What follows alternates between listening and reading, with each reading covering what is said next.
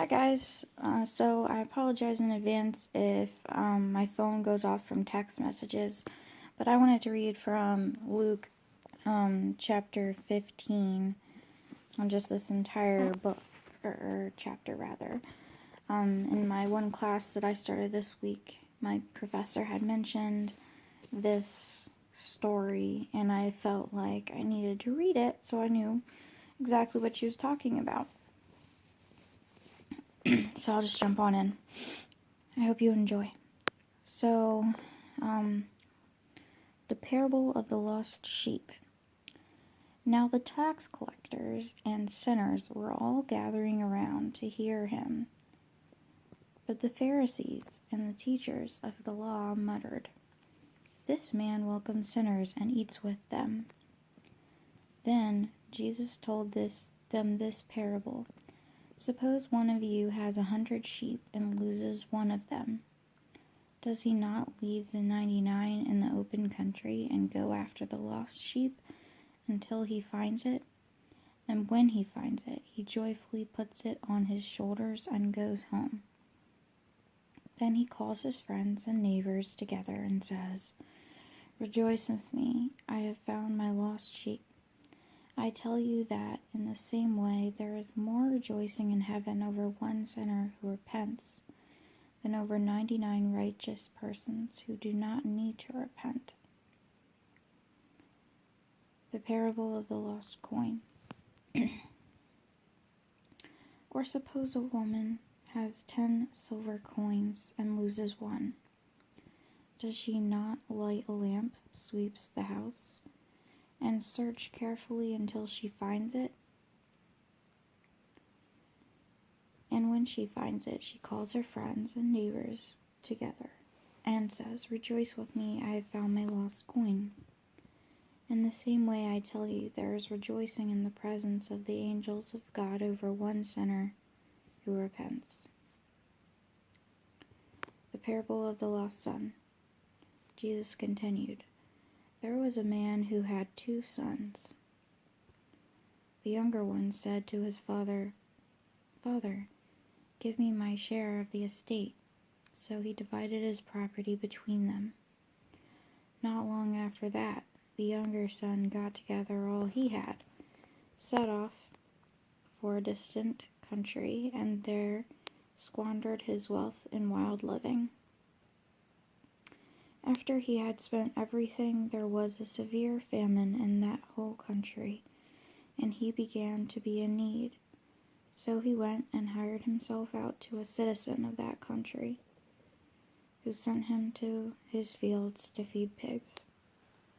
He longed to fill his stomach with the pods that the pigs were eating, but no one gave him anything. When he came to his senses, he said, 'How many of my father's hired men have food to spare, and here I am starving to death. I will set out and go back to my father and say to him, Father, I have sinned against heaven and against you. I am no longer worthy to be called your son. Make me like one of your hired men.' So he got up and went to his father. But while he was still a long way off, his father saw him and was filled with compassion for him. He ran to his son, threw his arms around him, and kissed him. The son said to him, 'Father, I have sinned against heaven and against you. I am no longer worthy to be called your son.' But the father said to his servants, 'Quick, bring the best robe and put it on him. Put a ring on his finger and sandals on his feet. Bring the fattened calf and kill it. Let's have a feast and celebrate. For this son of mine was dead and is alive again.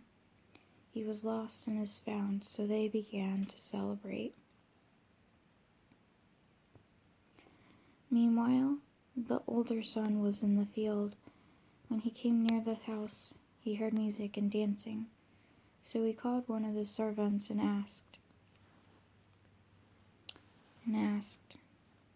sorry, I lost my place really quick.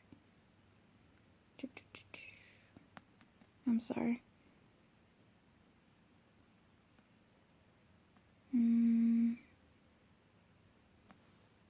asked him what was going on.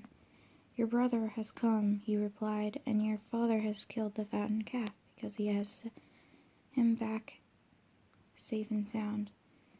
The older brother became angry and refused to go in. So his father went out and pleaded with him. But he answered his father, "Look, all these years I've been slaving for you, and never disobeyed your orders. Yet you never gave me even a young goat so I could celebrate with my friends. But when this son of yours, who has squandered your property with prostitutes, come home, you kill the fattened calf for him."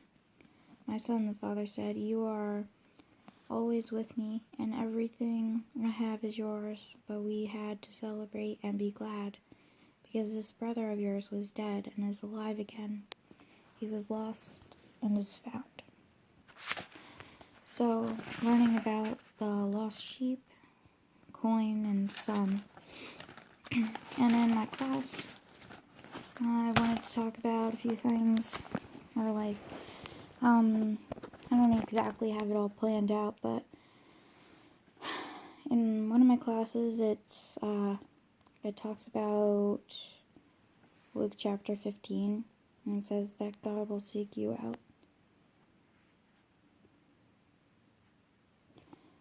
So, basically, with the lost sheep and coin and son, we have times in life where we're lost, and there's something to be celebrated when we come back to God. And in church, I watched it online today, but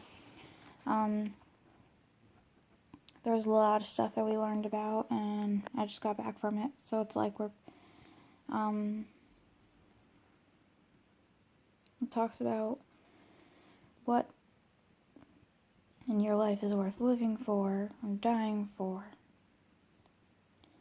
and how what we do have, we need to be able to sacrifice that, and to not hold back anything from God. And sacrifice means not holding back from our livelihoods. So that's something that I'm wanting to think about and reflect on in my semester ahead. And